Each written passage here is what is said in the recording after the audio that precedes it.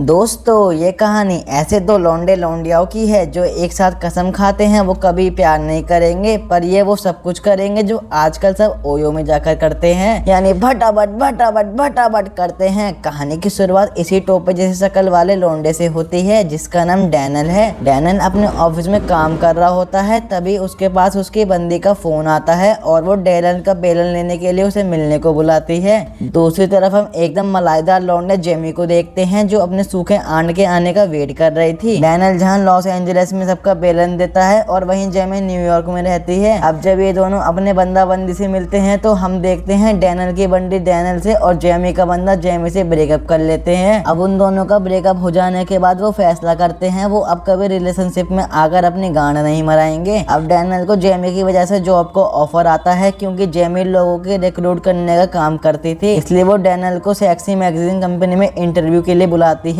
इसके बाद जेमी डैनल को एयरपोर्ट पर लेने जाती है। वहां से आते वक्त डैनल बोलता है मुझे नहीं लगता मैं इस कंपनी में काम करने लायक हूँ।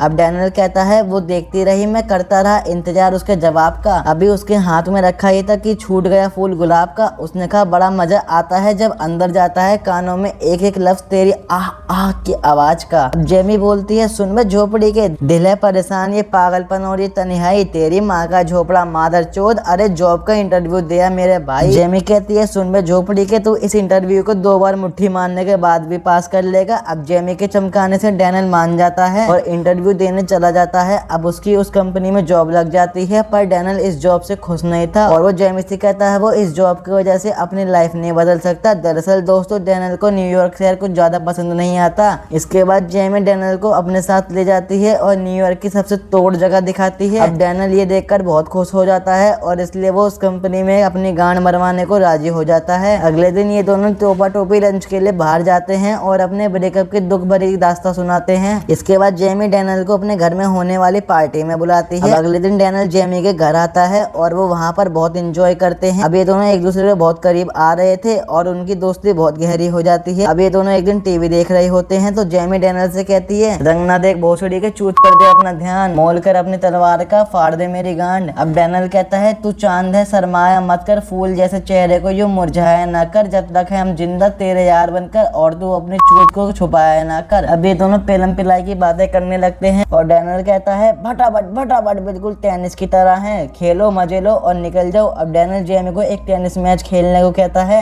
अब जेमी कहती है मैं ये सब काम नहीं करती। अब डैनल कहता है इसलिए तो मैं ये सब बोल रहा हूँ, इससे हम प्यार मोहब्बत भी कर लेंगे और हमारे बीच में कोई ब्रेकअप पैचअप का रंडी रोना भी नहीं होगा। अब ये आइडिया जेमी को भी पसंद आता है और वो कसम खाते हैं वो सिर्फ दोस्ती रहेंगे और कभी एक दूसरे से प्यार नहीं करेंगे, पर एक दूसरे के साथ भटाभट भटाभट बराबर करते रहेंगे। अब सारी बात क्लियर करने के बाद वो टेनिस का मैच खेलते हैं और दिन रात बस भटाभट भटाभट भटाभट करते रहते हैं। अब जेमी कहती है चोट चोट कर सुबह हो गई, लंड पर पड़ गए छाले, मरवा मरवा कर चूत गुफा हो गए, वारे चूदने वाले। और वो लोग इतनी भटाभट भटाभट करते हैं इनके बीच में चीजें बिगड़ने लगती है और वो कई दिनों तक एक दूसरे से बात नहीं करते। अब एक दिन वो पार्क में मिलते हैं जहाँ जेमी डैनल को बताती है कि उसे लगता है कि भटाभट भटाभट करने से उनके रिलेशन में कोई फर्क नहीं पड़ेगा, पर वो कहती है फर्क पड़ रहा है और अब हम ये सब काम नहीं करेंगे। पर अगले दिन ही वो दोनों अपने आप पर कंट्रोल नहीं कर पाते और वो दोनों भटाभट भटाभट करते हैं। अब कुछ दिन और बीत जाते हैं और ये दोनों बस भटाभट भटाभट भटाभट करते रहते थे। अब एक दिन प्लान कार्य करने के बाद जेमी डैनल से बोलती है अब काफी दिन बीत गए हैं और अब मुझे अपना बॉयफ्रेंड बना लेना चाहिए। और वो कहती है अब हम मेरे गड्ढे में अड्डे नहीं फेंकेंगे। अब ये घूमते घूमते एक पार्क में पहुंच जाते हैं और वहाँ जेमी को एक लौंडा पसंद आ जाता है और वो उससे बात करने चली जाती है और थोड़ी देर में उसका नंबर ले आती है। अब इन दोनों में भी डेटिंग चालू हो जाती है और वो उसे बताता है कि मैं एक डॉक्टर हूँ और छोटे बच्चों का इलाज करता हूँ। और अब ये दोनों कुछ दिनों तक एक दूसरे को डेट करते हैं और अब ये दोनों एक दूसरे के साथ भटाभट भटाभट करते हैं। अब एक दिन डॉक्टर जेमी को बिना बताए छोड़कर जा रहा होता है तो जेमी उसे देख लेती है तो डॉक्टर उसे बताता है वो उसके सपने का राजकुमार नहीं बन सकता। अब जेमी को बहुत गुस्सा आ जाता है और वो उसे गाली बककर भगा देती है। अब इसके बाद जेमी डैलन के पास जाती है और उसे डॉक्टर के बारे में बताती है। अब डैनियल उससे बोलता है डॉक्टर तो बहुत बड़ा खिलाड़ी निकला। अब डैनियल उसे बताता है वो इस हफ्ते अपने घर लॉस एंजलिस में जा रहा है और अगर जेमी चाहे तो उसके साथ चल सकती है, पर जेमी मना कर देती है। पर डैनियल के फोर्स करने पर वो मान जाती है। अब इसके बाद वो डैनियल के घर जाते हैं और घर पर पहुंचकर डैनियल के फादर और उसकी सिस्टर डैनियल और जेमी को देखकर बहुत खुश होते हैं। पर हमें ये भी पता चलता है डैनियल के डैड को भूलने की बीमारी है और वो चीजों को भूल जाते हैं। अब हम देखते हैं जेमी और डैनियल की सिस्टर आपस में बात कर रहे थे और डैनियल की सिस्टर जेमी को डैनियल के बचपन की पिक दिखाती है। अब रात को डैनियल के अंदर ठलक जागने लगती है और वो जेमी का ढोल बजाने के लिए उसके रूम में जाता है और जेमी से फटाफट करने के लिए बोलता है, पर वो मना कर देती है और कहती है हमने डिसाइड किया था हम ये सब नहीं करेंगे। पर अब डैनियल के ज्यादा फोर्स करने से वो मान जाती है और वो लोग पूरी रात फटाफट करते ही रहते हैं। अब अगले दिन वो ब्रेकफास्ट कर रहे होते हैं और सबको जेमी का बिहेवियर अजीब सा लगता है। अब जेमी डैनियल को पसंद करने लगी थी। अब डैनियल और उसकी सिस्टर आपस में बात कर रहे होते हैं तो उसकी सिस्टर उससे कहती है अब हम जेमी से कब मिल पाएंगे। इस पर डैनियल कहता है पता नहीं। अब उसकी सिस्टर बोलती है तुम्हारे और तुम्हारी गर्लफ्रेंड के बीच में झगड़ा हुआ है।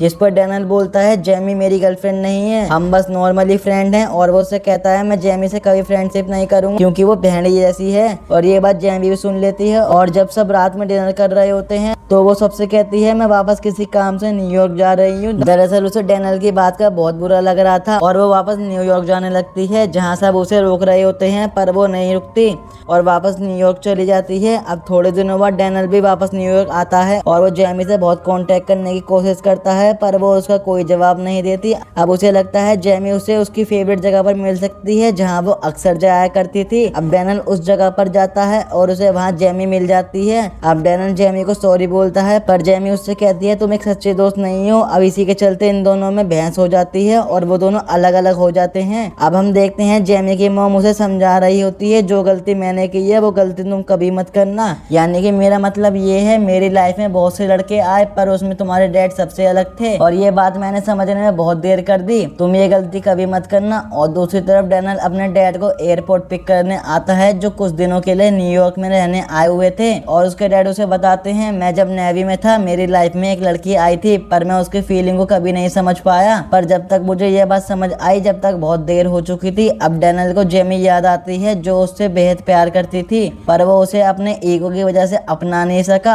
अब उसके डैड बोलते हैं अब तुम्हारे प्यार में थोड़ी सी भी गुंजाइश है तो अपने प्यार को बचा लो। अब वो अपने डैड को घर पे पटक के जेमी से मिलने चला जाता है। इधर जेमी अपनी मॉम से बात कर रही होती है क्योंकि उसकी मॉम ने उसे मिलने बुलाया था। जेमी कहती है मॉम कहाँ हो। उसकी मॉम कहती है वो एक टाई वाली लड़के के साथ खड़ी है। अब वो उसे ढूंढ रही होती है, तभी वहाँ सब नाचने लगते हैं और उसे वहाँ डैनियल खड़ा मिलता है और वो उसे आकर माफी मांगता है और बोलता है वो जेमी को काफी मिस कर रहा था और वो उसे बहुत प्यार करने लगा है। अब वो उसे घुटने के बल बैठकर प्रपोज करता है और वो दोनों अब डेट पर जाते हैं और ये इनकी पहली डेट थी और यहीं इस मूवी का एंड हो जाता है।